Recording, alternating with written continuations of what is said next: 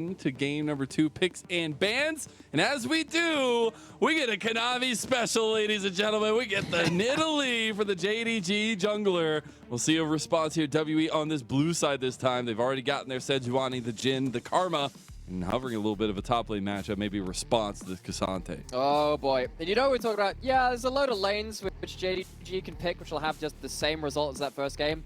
Caitlyn Lux, ruthless Caitlyn. Now, LPL hasn't loved Caitlyn. I think there are a lot of teams which have struggled to hold on to leads when they've had them, and that's something which Caitlyn can't really allow. JDG are one of these teams which do really just smash home advantages despite the fun fights we had in that last game. So now you have to play Jhin Karma into this Caitlyn Lux. It's a fairly competitive 2v2 on paper, but when you consider what Ruler and Missing did with a competitive matchup on paper and just smashed with it, things got very, very awkward. Do you get a LeBlanc though coming from WE? That could be pretty fun. And being able to, again, give Shanks some of those resources. We really want to see Shanks and Hope be the ones that are set up for success for this roster. And even though in some of these moments we haven't necessarily seen that, I think it's still super important to kind of highlight through here. And I do want to also highlight something else that we see. I just got confirmation on it. That is just a full missed ban from WE. So feels a little bit bad, man. And feels even worse when you have the Kassadin late game scaling coming through. And maybe that's where that ban could have gone to. And LeBlanc is getting some buffs in the near future. Not quite right now, though. Shanks going to take what is a very early snowbally pick into the top side. Actually, everything about WE feels like they have to win lane. They have very lane-dominant champions. Maybe that's their read from the first game, saying, look, we lost lane super hard. We couldn't play that game. You suddenly have Sejuani, which can gank early. LeBlanc, which can fight early. Renekton can fight early. And, of course, this 2v2, which can contest push, contest poke as well. I think this, to me, shows a real determination to trying to find some way through the early game, play through their lanes a little more. But if they don't manage to get something done in this laning phase, it's already going to be very difficult. Something like that Kassadin, you hit even just level 11, the extra ability to close down onto someone like this LeBlanc, punish them as they jump forwards, can be very, very difficult. The Caitlyn Lux as well. If that ever gets ahead, WE, what are you going to do about that? Well, the answer is going to have to be in front of us now as we are onto the Rift here for game number 2 of our second series. It is our patch day 13.4. While we haven't seen many crazy things, the Gragas had definitely taken priority before this series, and now Kanavi off that game number 1 is going to be on the Nidalee this time. So very much more of that forward aggression. I guess the same kind of style that he played the Gragas with. We'll see where he wants to kind of try to put his focus early on. And that is quintessential Kanavi, right? Like, if he does have the ability to walk over the enemy river and just mess with the enemy jungler, he's been very good at that. He was one of the very best Lilia players in the world when that champion was released as well, particularly for reasons why he could just walk into the enemy raptors, make a mess of the enemy jungle. Hung on the other side on the Sejuani. Sejuani is not a champion that needs to wait until level 6 anymore. Sometimes in the past, it's okay with that. Oh, that's an early cleanse and given a little bit of the pain that was delivered in game 1 at that level 1 mark. Ruler will be down his cleanse, still has a flash. Oh, tries to go for it, but the cancel there for the flash. Really nice. You know how hard it is to cancel Jhin 4th shot? They actually made a change to that a number of times, years ago. But Ruler, very quick on the fingers. Not going to die at that level 1. So good, better start from Team WE in this early game. But it's still not done yet. All it is a good trade. It's not a kill, it's still under threat. Caitlyn Lux being pushed under tower at least. I think you'll take that by a mile in terms of what you came away with game number 1 from ADC Kanavi. On the prowl here, should get spotted out by that nicely timed ward from Heng. Bushwhack into the red buff brush. Sees that Heng is not going to be there. Has the inside track. Heng is here to counter gank though. Oh, flash from Missing. They still connected. No hope. Who's going to get first blood? It goes to Kanavi. They see him coming down. Try and call Sejuani over, but Missing pulls the trigger first. Hope no flash, hope no heal, hope no life. Spear him narrowly missing onto Lwandy as well. JDG could not afford to let this Caitlyn Lux fall behind themselves, and Team WE, that was the worst case scenario for them. Caitlyn Lux getting ahead. Ruler missing. Very, very scary now. In a position with extra gold in pocket. God, how do they just always do it, man? They just always really find good at the League of Legends. resources. And you know, I think that's right. It is just that move from Kanavi early on, the pathing that he took, and the capitalization on even being seen, having his team at the forefront and the decisiveness to make that play. I think that's where we've seen JDG at their most lethal. And Kanavi had a couple of questions asked of him, particularly after the EDG series, where it felt like Kanavi had a particularly underwhelming series against JJ. Kind of took his early pathing, read him like an open book, counted him wherever possible. Coming in with a series like this, though, very important for Kanavi to, again, just kind of put to rest some of those worries. Put his name back on the table as one of the very top junglers in this league, particularly when he's playing towards his preferred styles. Looking around the rest of the map, Knight, more than fine in this mid lane, picked up a tier, down a little bit of CS in the early game. More than happy to take that. You know that it's not your job to be the lane dominant champion in this game. I've sometimes had some issues with playing Knight, playing Kassadin rather, with something like a Caitlyn Lux lane, because the Caitlyn Lux likes to have some priority from mid lane to help them push in on bot side at the same time. But if you do end up winning through that bot side, it gives Kassadin such an ability to sit and scale and let the Caitlyn Lux kind of be a baton pass towards him in the later game. There, the early game, Kassadin picks up later. And that's where Knight will come to a head there as well. Actually, a nice little move, though, back and forth from Biubiu and 369. Biubiu getting him a little fight back there. Kanavi will be spotted out, clearing out the support on the top side. So at least a little bit of vision and map control maybe given over to JDG, but some information given to WE. We do have Dragon #1 on the map. Seeing if we get a little bit of early focus here, but especially with Kanavi full clearing down towards bottom side, we might actually get a little tussle.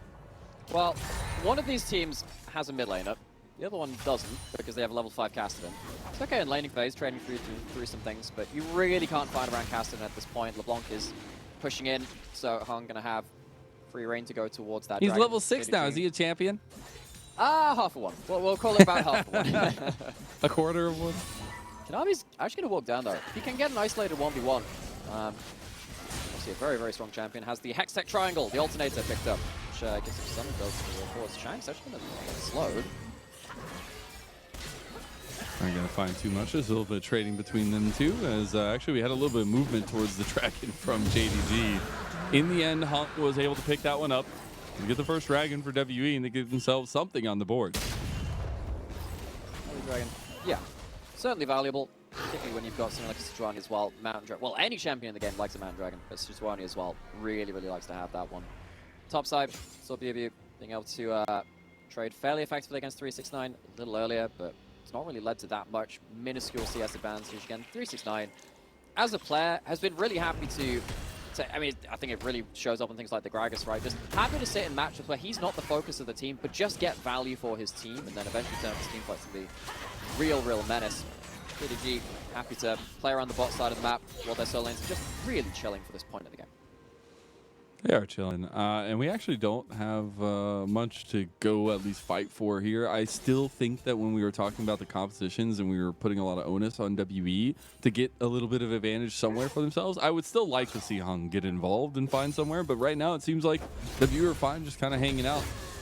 Well, I don't know if they are, from my eyes anyway, because it's all good being even in early game, if not slightly behind. You have one Dragon. This draft was a lot about laning picks. An awful lot about these blind picks, and they're already in threat here. That is a flash. So maybe something to revisit, at least against Biubiu. Heng will be level 6 now, so you get a little engaged. WE, Kanavi making the play to come back towards Biubiu. First Sejuani ult of the game. Very, very important for Team WE, because for now, they are even-ish, slightly behind, but doing that against a Caitlyn Lux, which might just kind of explode at any one moment. Of course, this Kassadin very, very dangerous. Heng shows up, Glacial Prison there, and now Knight have to flash out, but he's got Kanavi behind him. He goes back in with the Rift Walk. It's a little bit of damage back on a Heng as well. Both junglers hovering heavily around mid lane right now. Well, that's your first Sejuani ult of the game. Just mentioned that. You wanted a lot of value out of that from Team WE. All it does is blow a flash. Jhin on his bot side, missing. Hugging the wall. Oh. And he's out. Hugging a wall versus a Jhin. not always the most entertaining thing in existence because you can only dodge half the directions. You can't go into the wall unless you're named Kane. So missing, flash blown. Actually traded that for Lwandy, of course, because he tried to flash for that kill afterwards. At least this Jhin Karma has managed to control a fair amount of this hit flux. It still will be a little bit difficult if Ruler and Missing do get themselves one play. Feels like they can just push down any turret very, very quickly. It's still only 9 minutes into this game. You end up kind of rotating up towards Herald and leaving Caitlyn alone with a turret. That can potentially be quite difficult as well. But I feel like with the way that WE are playing things right now, probably just roam that Karma up. Interested to see where Hope goes. He might just match AD carry for AD carry and say, look, the Kassadin still can't fight. We should be winning the 4v4 on top side. This Herald could be an area of concern for Team WE. They should be favored to take this fight around it. So JDG, not sure they're going to give him. Not give him the fight. Yeah. So we do see actually Hope committing to that bottom side. Knight will be moving over here for a little bit of vision. Missing has already come as well, and they're actually looking like they're bringing Ruler up this way if they want to, but the Ripto is already almost done. They fight this so they actually pull that back. And 369 finds himself between 3 members, gets the double knock up there. Shanks has found the backline though, nice engage. And Biubiu gets the double maybe here. He gets one more to no. Shanks picks up the kill. He all out came through from 369. Lwandy's taken out. But it is a 1-for-1 so far, or at least 1 for 2 for WE. And 369 might just die as well. Why? Ooh, he's trying to find a little bit of damage on the hug.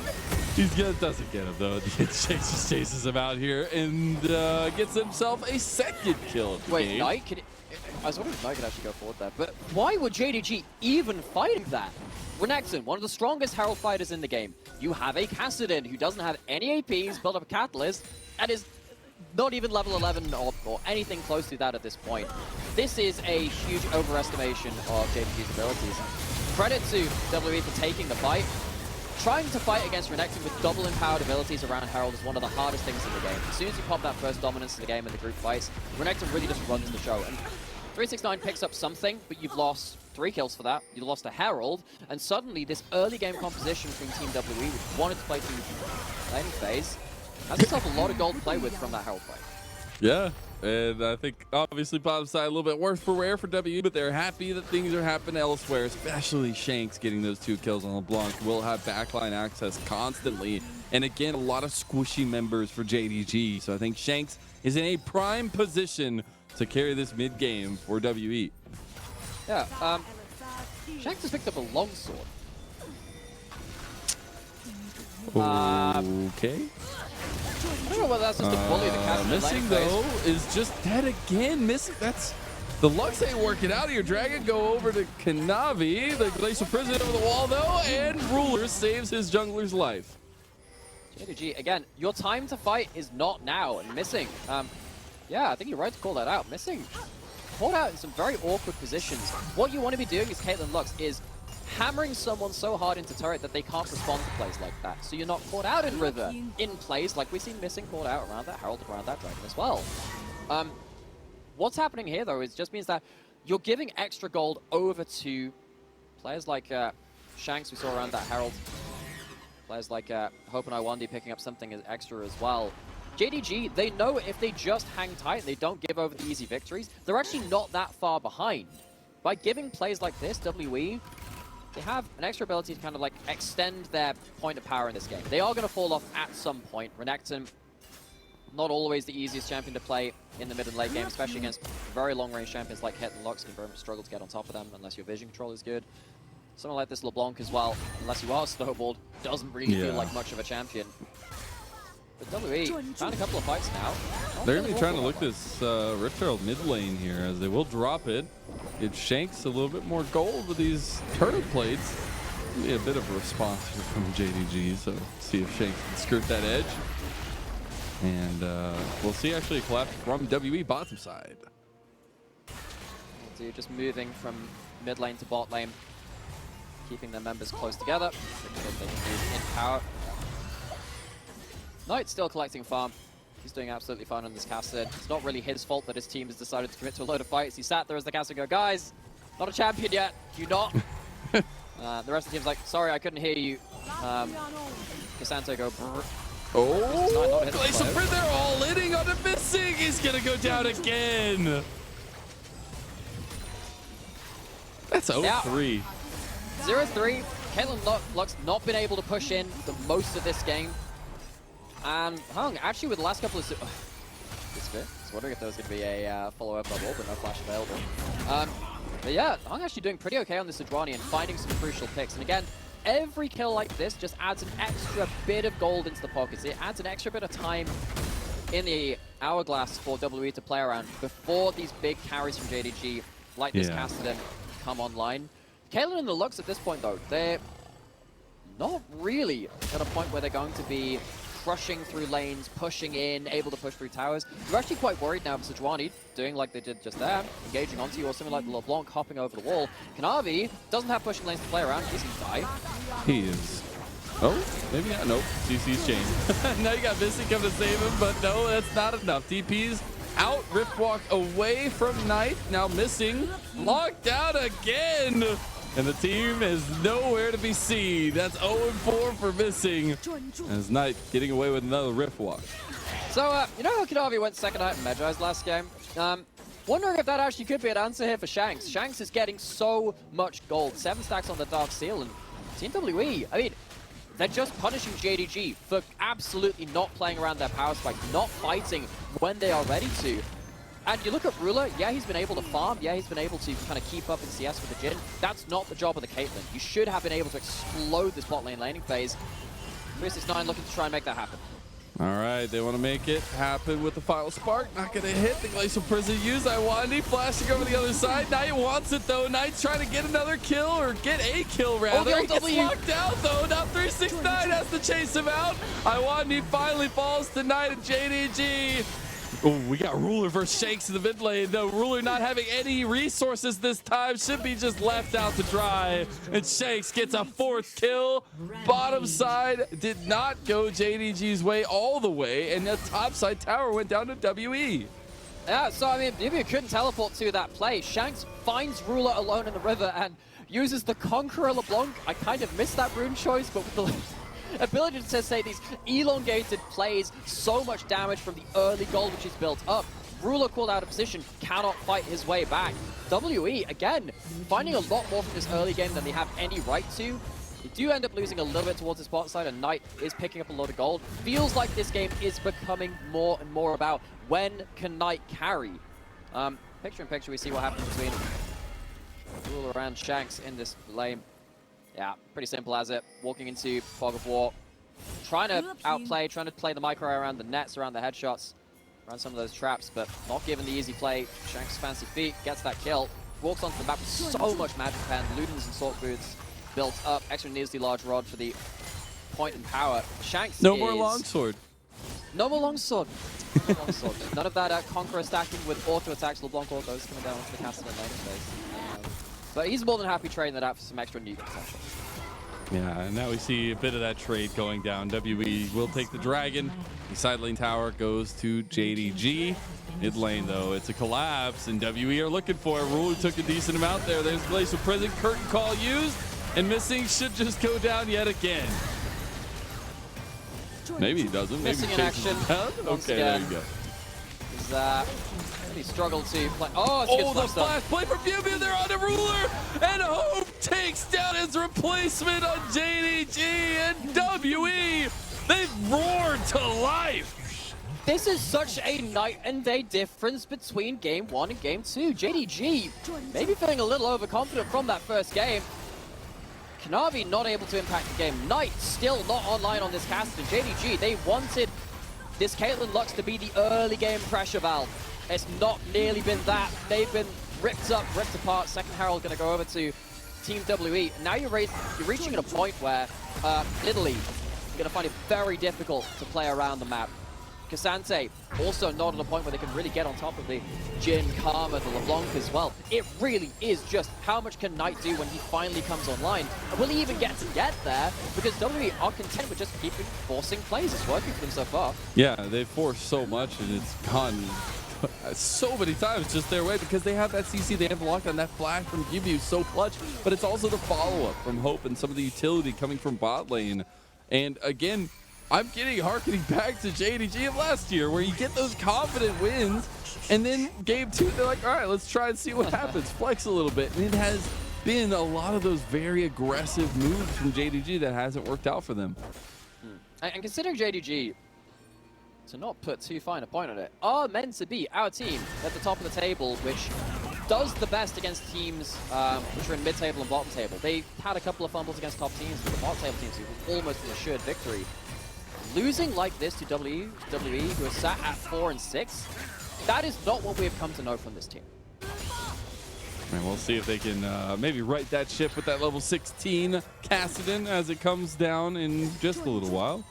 And we'll have that Seraphs completed for Knight, second item there. Waiting on that Rabadons for Shanks. A little bit of catch-up potential here as TP? That's a teleport. Bottom side? Did he get? He got locked down though. Is now in the bottom side. Biubiu just in a 1v2 and dies under the tower. Knight got his TP stopped, I guess. At least. Yeah, I guess they didn't need Knight for that play. So Knight's not gonna die. Oh, but they might need missing. him in mid lane. Seeing about to take survive. another L as a final spark does land across Kanavi. Looking for some spears. Now another charge actually might not make it here this time around. Knight able to be there as a defense. And back to mid lane goes WE. 369 about to take down a tier 2 tower in bot side. And now he's I guess he was afraid TP. of a collapse. He was afraid of a collapse. Look, when you have teleports like that, what that signals is that the team doesn't really know what's happening in the pace of the game. I have no idea why Knight did that. I mean, you see this run. You get hit by that W. That, to me, there are a couple of plays back-to-back now which just make it seem to me that JDG are getting caught up in the pace of the game. They're not settling down. They're not taking stock of what's happening. And they're making a couple of these very flustered plays which are making it harder for them to get back into the game. They're very lucky to not get punished in that particular instance. They actually walk away with bot lane tower, good chunk. They walk away with a kill around there. Knight doesn't end up dying.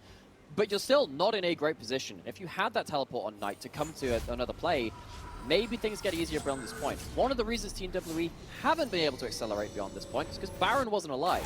You make that mistake again, or maybe that lack of teleport is punished and WE can force you towards that Baron. That's when things go from bad to worse. Now we did get that Prowler's Call completed, second item for Biubiu. We also have the Locket there for Heng. Something a little bit different, it feels like. But now we have a Dragon in 35 seconds. WE, that would be sole point for them.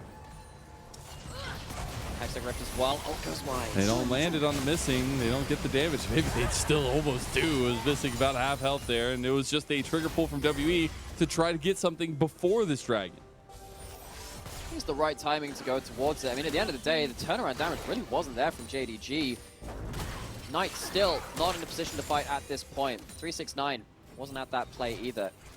And we talked so much about Kanavi last game on that Gragas. This Nidalee has really struggled to make an impact, especially in these team fights. Such a hard champion to execute, especially without the same level of point-and-click CC that you normally see her linked up with. But JDG pushed back once again. WE looks like they get a free run at this Dragon. Timer not there yet for JDG, continuing to fill the hourglass, as you said, with a little bit of time for WE. As I still think they have that bar of execution that needs to be there. And you're still going to have Knight that's very, very scary. A couple ace in the holes doing some damage on the Hope. We actually see another tier 2 going to 369 in the side lane. Good gold, actually. But 369 just W'd forwards. That, I think he's about to die, though. Great for him, actually. Oh, man. The fact that they have double roots on chains is actually insane. 369 should make it out unless the rest of WE want to make it happen. They're going back in, though, maybe? Kanavi locked out? Curtain call? Or shot not enough. Heng tries to go for the play. The flashes come out from both sides. Very important, though, that Kanavi lives, because if Kanavi goes down, that is going to be Baron for free. At least Smite is still on the board. Knight needs to teleport into this. You don't have a choice to leave this alone. You give up Baron, you give up the game. There's the Shanks TP. Knight just took the tier 2 in the side lane. It looks like he is not coming to the fight. He is committing to the inhib. They are pulling the late game. As they are just going for the super minions here, maybe Kanavi can make something happen. Look at Biubiu on the point. They have no idea he's over there. There's a big, scary crocodile that's about to come eat your lunch. as now it's Biubiu that finds the back, finds Kanavi. Yes, JDG get a tower on the in-hit, but that is barren to World Elite. What is this decision making from JDG though? I think they understand that they can't win a fight, so they have to look for the steal, but Knight has not been able to impact this game. Kanavi also really lacking his presence in this game, and JDG, they're getting absolutely played by Team WE. Picked off on that top side, a bit of an overstay after that mid lane inner turret. Turns into a very dominant phase of play, and that Baron buff, it's not going to overlap with the Soul Point, the Soul Dragon spawning for Team WE, that Hextech Dragon, the next one up on that rift, but they're still going to get control over this entire map. They get to walk in, use that Baron push, control this vision. JDG, they have, we thought they would eventually come back online, but they I don't know if they're going to make it. They just keep pulling the trigger.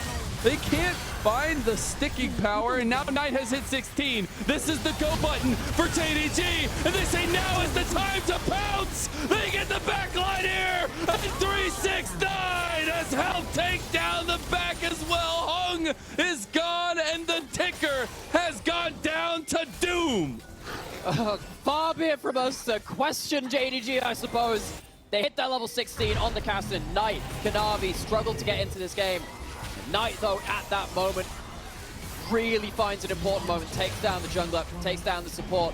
WE, this full court press they'd set up with this Baron buff, is now turned into a negative Baron power play. They lose some turrets off the back of it as well. So JDG, at what feels like the last possible moment of calling, finally find a play. Ruler backsteps, gets out of dodge, manages to cleanse out, avoid the chains, burns an awful lot from WE to try and kill Ruler. And that means there's an awful lot less available to shut down the solo lanes of JDG. And 369 himself is actually doing so much too. Like, oh my god, he's shredding tanks like that. And the fact that Heng is really that only tank to this extent, they're going to try to find it, but you're starting to deal with a lot of damage back from JDG. Knight's starting to stack up that rift block, and it's not looking good. Shanks coming over the wall, about available. You got Ruler, who is starting up a back here. He wants to reset, get as much gold as he possibly can before this next fight. Maybe he's got a BF sword in inventory, spends as much as he can. JDG, he's wondering if they were going to commit hard to that fight, get Knight rolling forward, get the presence of mind stacks to kind of get that extra mana back on those kills. And just as we said, Ruler gets himself Gale Force, Bloodthirster, and tops that off with his last back of an extra BF sword. On the other side, actually matching items pretty much with the Jhin, who hasn't quite reached his Muramana if he's building up towards that in his third item. Minute until Dragon. Gold is actually fairly even.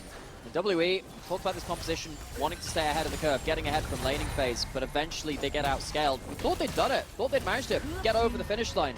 But one mistaken fight in that mid lane puts JDG right back into the thick of things. Items online, levels online. JDG prepared to fight now. Backs needed to come through, about 1,300 gold there for Hope. You also had third items completed for both mid laners. Muramana is there for Hope. You have to look at these damage profiles and the execution that comes of it. WE are still in this fight. If WE manage to catch out Ruler or Knight for free, they win this fight. They're looking to do exactly that. Knight, JDG got to get down here. They're trying to pull it, they're trying to get back, they're trying to get over here tonight, but Knight's getting lower. They have gotten themselves in a weird position here for WE. You got to get Lwandy back connected to the rest of the team. They have found Knight as he went back in, but he's back over the wall. Here comes Biubiu, he just can't catch him! As now Biubiu is taking the brunt of JDG's damage, and that Croc will not live any longer. 369 on the back does tank up a lot of time, and yet another fight comes through.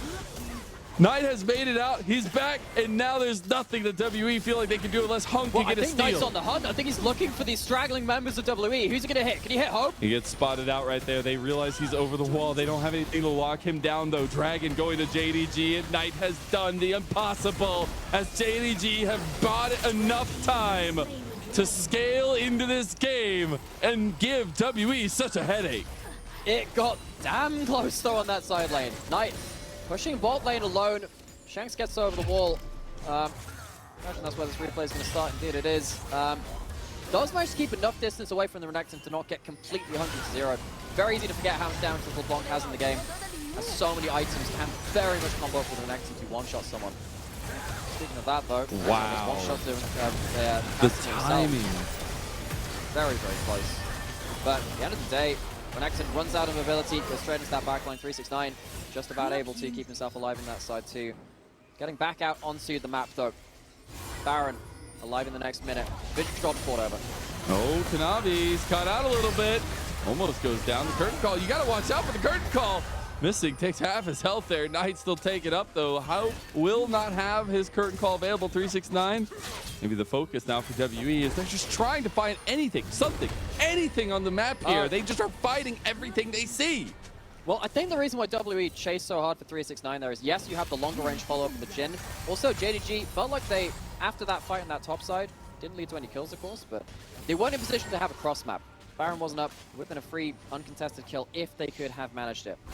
Started for WE, not able to, and at this point, so much HP on the Kassadin, so much HP on the Ksante. Ruler with the Bloodthirster result, very hard to kill off, especially with the change to the Bloodthirster to give it much more shielding value.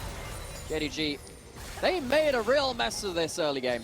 However, just about survived long enough to spare their blushes at that point. They have the items. Just need to, again, make sure that they're not picked off, particularly Knight and Ruler, before the fight begins. That is the IE completed in the end for Ruler as he comes back on there, but that will be a little bit of a tussle in the side. It's Knight actually having to back away a bit. Strength in numbers. JDG, again, the name of the game is keeping their carries alive past the first couple of seconds of that fight. See Ruler just trying to blow the Banshee's Veil of Shanks there with the ult. Doesn't even matter if the damage lands, just getting that Banshee's Veil away means that there's a good amount of turn damage to be had. Either team feeling confident to start up that Baron. Both understand if you're stuck in that pit, there's an awful lot of things which can go bad for you. So it is back to mid lane, it's back to vision control, back to trying to pick people off in the enemy jungle. Not leaving yourself open to get picked off in the pit. I love to see this though. A elixir of sorcery at least picked up for Shanks there. So every little bit matters. And he is 5-0 on the LeBlanc. This is the kind of carry that we need to see for WE. We said it is between Shanks and Hope. How do they find a way to solidify WE and find win conditions? Well, a LeBlanc with backline access, that's how you do it. Flanks incoming, spotted on a ward is Biubiu. At least the Jhin trap functions effectively the same way in this moment. So, Knight pushing bot side, looking to pick on top side. Does a lot on the Kanavi here. There's not much for Kanavi to say back to it though. Doesn't get the kill. Now 369 is caught. Final. Oh my god, the final shot as well as the Ruler damage does enough. Now Knight is back in it with the Ripwalk stacking up. Ace the hole's not enough on Lwandy, but Hope is down. Knight staying alive. How does he do it, Nymaera? As it's the doom o'clock time. He will be taken out by Shanks. Shanks goes down. A beautiful spear from Kanavi right through the heart of Team WE. The river runs red. 4 dead members to WE, only the 2 from JDG, and that should be Baron finally secured. Neither of these teams wanted to get stuck in the pit. They wanted to find fights around the map. Really want to see how this started. Holy cow! Really good damage coming in from that trap. Infinity Edge, of course. Oh my god! Pops up the headshot damage as well. And despite Hope getting so close to killing 369, flashes forward, has no way away from the Kassadin at that point. And Knight, the real savior here for him is actually the Fleet Footwork. Fleet Footwork, you see the proc coming in just here, gets the healing from that 361 HP straight into the back pocket. Doesn't save him, of course, from Shanks flying back over. He brought up that Sorcerer's pop, as we were saying, Sorcerer's Elixir. Trap on the return means that he can't get out of that play after that point. Ruler sealing his demise. And finally, Baron is taken. Finally, getting back towards another Dragon Spawn as well. Much longer game than the last one. We're back into these late game team fights. Knight, teleport up in that top lane, looking to get something on that side of the map. WE, once again, fishing for the picks, looking to take someone off the board before the fight starts in earnest. And what a knockout, drag-out fight from JDG. They're getting made to work for it, but it's exactly this kind of stuff that gives JDG this training arc going into the later parts of the season. Got to flex their team fight muscles here as the Dragons started up. Biubiu on the back here. They still have 5,000 health on the dragon. There's the TP coming in from JDG. Heng is still in the pit. The dragon is reset. He's out of the pit now. The Gale Force almost enough to get him dead as Knight goes over the wall. Still has it on the Biubiu. Biubiu has nothing to say. He goes Dominus. There's the deadly flourish. Hope able to back Knight off of his top laner, but a collapse inevitable by JDG. Pushing forward, Shanks is not there, he's behind them. Oh, the spear's just barely not enough. They gotta go help 369 a little bit. They got their team there, but 369 is just left out. JDG will move on to the mid lane as Ruler has taken a tier 2. They're looking at the inhib tower. Some miscommunication there from JDG very briefly. Bot lane of JDG moved up towards mid lane. They didn't want to continue the fight. 369 ends up dying for the miscommunication. But still Dragon secured by JDG. They still have the remainder of this Baron buff available to them. They're pinning Team WE back into their base, and Team WE, try as they might, they cannot get clean kills. They're getting forced off of these objectives. JDG, too much HP, too much stats, too much damage. Too much damage, and that was the kind of story from the very beginning. We've seen this this script being written before it was. As there was that timer. We knew Knight on the Kassadin had been let through the bans and had been let through the picks, and it was that late game insurance for JDG. Now we're coming to where WE are starting not to have a response to that. Even with Shanks having all these resources, it's not the same. And just a reminder, you know, such a close game between these two teams. Could not be any more different in the standings, though. It feels like Team WE struggling to keep up with the pace set by teams like TT that we saw earlier in the day in terms of teams looking towards playoffs, towards that cut-off bracket. If we cut off the top 10 teams right now, WE would not be a part of them. They need to pick up games, and we felt like this was going to be one of the very hardest ones for them to pick up. JDG, one of the very top teams on the table, but WE giving it a good shout in this second game. Feels like it's going to be very difficult to come back into this one now, though. JDG, so many ways to burst down the enemy opposition. One step on Ruler and Knight might add another chapter to things here. See if they can find a little bit of something. Ruler doing a lot of damage to that ace in the hole now as WE starts trying to clear out some of this vision. They've kept Shanks on the back. If he can find a catch out on somebody, that's beautiful. It's not going to be Knight, though. I'll tell you that much right now. And we do see that fourth item, 4th and a half, really coming through for JDG as well now. Hope not completed his last whisper item just yet, because it's the lethality build. It expects to be the Herald's Grudge. Would very much help him try to kill through any of these more tanky members on the side of JDG. Late game stats, even with just base stats, Last Whisper can very much help cut through base armor, through base magic resist.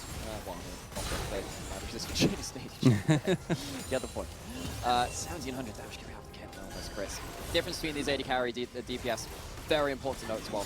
JDG, once again, sticking in numbers, warding out as best they can, grouping up, trying to make sure that it is as hard as possible for W to pick them up. Biubiu. That's a flash, but I don't think you're getting out. You got no tower there. You got to hope your team is coming, but he ain't coming, and that's already the Crocodilian down. Kanavi is taking that kill, and now they're looking everywhere else as this inhib should go down to JDG. They might be putting on a final push. They're looking to now, with that Biubiu taking up the back line. What can W do? This is the level of JDG you cannot expect to go even or even just a little ahead in the early game and not have a contested fight in the late game. Now they will back out. It's just the inhib gone in bottom side and a reset from JDG.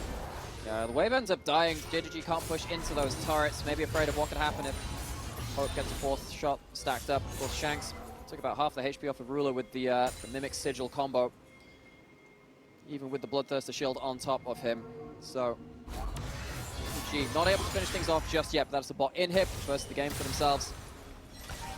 WE, again, so many questions asked of them. They're trying to find ways through the armor of JDG. It's just not been made easy. JDG at this point, very happy to walk around as a group, very happy to keep Ruler at the center of a defensive formation.